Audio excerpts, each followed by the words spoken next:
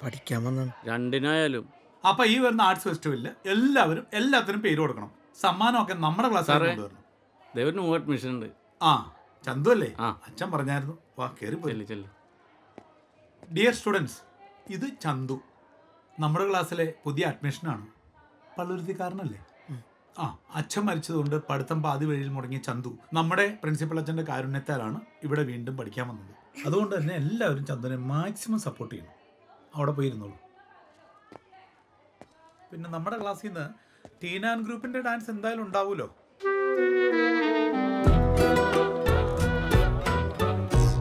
നോക്കണ്ട, ഈ പൊക്കം വെച്ചിട്ട് വിട്ടിരിക്കണെങ്കിലേ നിങ്ങളിൽ ആരാ ഊക്കാലോ കയ്യിലിരിപ്പിച്ചിട്ട് പെശക. നമുക്ക് ഇന്നലെ പഠിപ്പിച്ചതിന്റെ ബാക്കി അങ്ങ് തുടങ്ങിയേക്കാം അല്ലേ? സാറേ, ഇന്ന് ടെസ്റ്റ് പേപ്പർ പറഞ്ഞിട്ടുണ്ടായിരുന്നു. ഓ, ടെസ്റ്റ് പേപ്പർ പറഞ്ഞിട്ടുണ്ടായിരുന്നല്ലേ? ശരി, എന്നാലും പേനയും പേപ്പറും പിന്നെ കഷ്ടപ്പെട്ട് പഠിച്ചിട്ട് പരീക്ഷ ഇട്ടില്ലെങ്കിൽ വെറുതെ ആവില്ലേ?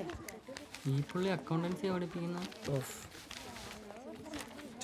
ചന്തു എക്സാം എഴുതണ്ട, ഇന്ന് വന്നല്ലേ ഉള്ളൂ. ബാക്കി എല്ലാവരും റെഡിയായി.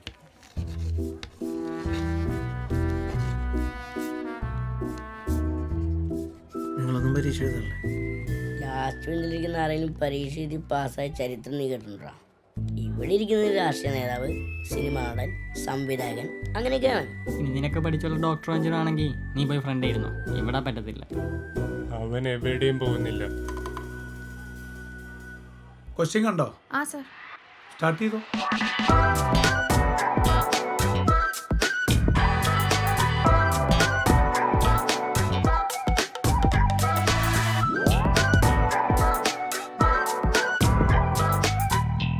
പരീക്ഷ എഴുതിയിട്ടും പേപ്പർ കിട്ടാത്ത മഹാമാരൊന്ന് എഴുന്നേറ്റേ കാണട്ടെ. സത്യം പറഞ്ഞാൽ നിങ്ങളുടെ പേപ്പർ കണ്ടപ്പോ എനിക്ക് കുളിര് കോരിട്ട് മേലായിരുന്നു. നമ്മുടെ ക്ലാസ്സിലെ അഭിമാന സ്തംഭങ്ങൾ. അപമാനമൊന്നല്ലേ പറയുന്നത്?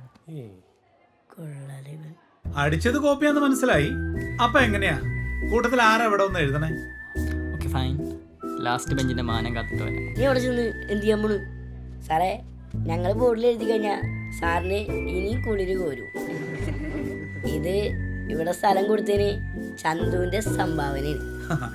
ചെയ്തത് കള്ളത്തരാണെങ്കിലും നിങ്ങളുടെ സത്യസന്ധത എനിക്ക് ഇഷ്ടപ്പെട്ടു. ആ, 3 അവിടെ ഇരുന്നോ. പുറത്താക്കിയില്ലല്ലോ. നാളെ 4-5 കൊല്ലോടിയായത് തന്നെ ഉണ്ടായിക്കൊണ്ടിരിക്കണം.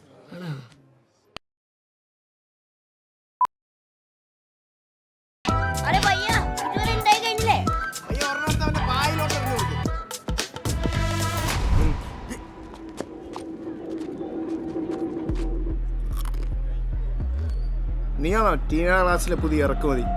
പഠിക്കാൻ വന്നാൽ പഠിച്ചിട്ട് പോക്കണം. അവളെ പുറകെ നടക്കാനൊന്നും നിൽക്കണ്ട കേട്ടോ.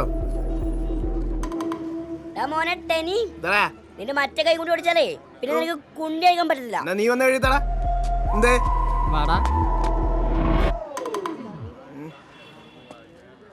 കാണാട്ടാ? കാണിക്കാടാ, എന്താ കാണണ്ടേ? ബോസിന് അടി വാങ്ങാൻ വന്നേക്കോ. അവനൊരു വേട്ടാവളിയാണടാ. നീ അധികം ഒറ്റയ്ക്ക് നടക്കണ്ട കേട്ടോ, ഗ്യാങ്ങിൽ നിന്നാ മതി. അവനാ ടീനിലുള്ള പ്രേമം കൊണ്ടുള്ള ക്രിമിനടിയാ. നീ കാര്യമൊക്കെ ഒന്നും വേണ്ട. ടീനെ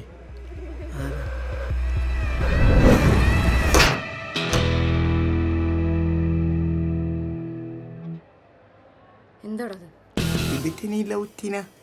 നന്നായിട്ടില്ലേ? ഇല്ലേ?